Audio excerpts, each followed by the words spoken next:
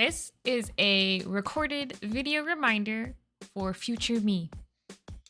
Hi, future KYLIE. You don't need a map for every encounter. I have a problem. I love maps. I love map making. I like trying to redesign maps and make them fit for my campaign. It's all fun, except when it gets in the way from the things that I actually need to do, like prepare for the session. Here are all the reasons you do not need a map, even if you have a VTT. Theater of the Mind is free. Not only that, but it's flexible, it's fast to set up, and it's really all you need in some encounters. If you have just a handful of low-level monsters, it's pretty easy. Just remember that if you are running something with Theater of the Mind, kind of need to be loosey-goosey with things like distance, and you have to be able to do that as a DM. And unless future me suddenly has changed a lot, she's not gonna be very good at that and not gonna be satisfied with this answer. So instead, if you can't do Theater of the Mind, you can use a grid and a marker. And you can do that in a VTT too. You can just set up a grid and use the drawing tools to draw out squares for buildings, circles for barrels, wagons. You can literally draw anything. This is also fast, also flexible, takes no time away from your session prep, and you can just drop your tokens on and go. Another reason you don't need a map is also that it allows your players to be more creative. They could come up with things that you didn't think about. Sometimes providing all of the visuals actually prevents them from figuring out what would be in that place. Not always. Sometimes it can do the opposite too. Providing visuals allows them to be more creative because they see a rope there and determine that they could use that in battle. But I have had it happen where there were no visuals and they decided there was a fire escape on a building and used that to get a height advantage against an enemy. It can go either way, and it's good to mix it up. This also means that when you do provide a map, it'll be even cooler because you can have more time to put into bigger, better map making instead of making a map for every encounter, KYLIE. So don't do that.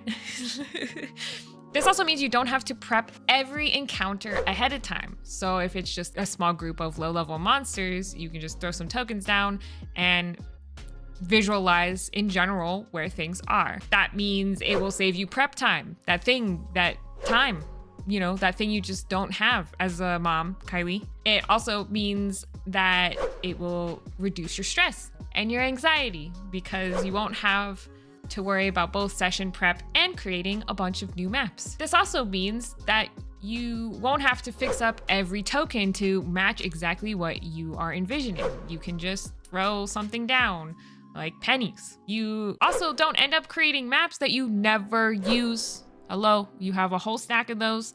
We don't need more of those, okay? This also means you don't spend hours on a map that your players arrive on and then solve combat with a really good persuasion roll. And then nothing happens. They don't use that terrain. You cry a little bit on the inside. Note that there are some people who visually cannot see the battle map in their head. You're gonna need to talk to your players and determine whether or not Theater of the Mind is the best way to go about things for your players. But in general, I think if you follow this kind of general rule of thumb, using Theater of the Mind mostly for 1v1 encounters or low-level monsters that you think the battle will go really quickly, I think keeping it for that kind of stuff and social encounters makes it still doable for people who have a little bit of a harder time visually. But also remember, worst case, everybody has like a jar of unused pennies in their house, right? Just grab a handful, throw them on the table, and you can still at least get a general idea of where everybody's at without having to go through the nitty-gritty of putting together a whole map, either terrain or minis if you're way more OP than I am, or designing a whole map for your VTT or finding a map for your VTT. That also takes hours to find the right map. Just remember that throwing a couple coins on the table is good enough. It doesn't have to be perfect for Theater of the Mind. 5e is basically built for, at least for me, is built for a combination of both Theater of the Mind and more tactical combat. While grids are technically an optional rule, the distance on things like AoE spells and, range for weapons and things, and then the distance between monsters can impact battles significantly. You want to use a grid more for the more complex battles when terrain comes into play, when there are traps, like if you step on a specific square and that triggers something. You want to build bigger maps with more details for bigger things, boss battles, or a big cathedral, or things that have points of interest on the map that you need your players to be aware of to give a certain vibe to the whole encounter. And then if that's what you're looking for, then you can make a map, KYLIE. Only when you want a specific vibe.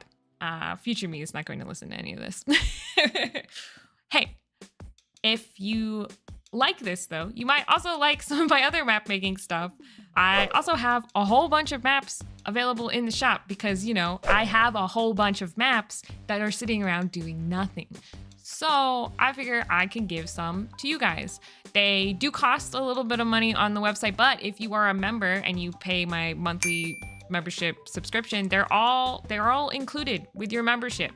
So you can download all of them right now if you are a member. So if you're not a member, consider doing that as well because it helps me out, helps me keep this channel running, and is highly appreciated. But even if you can't do that, just leave a comment down below and beat the YouTube algorithm and, you know, tell YouTube that I'm cool.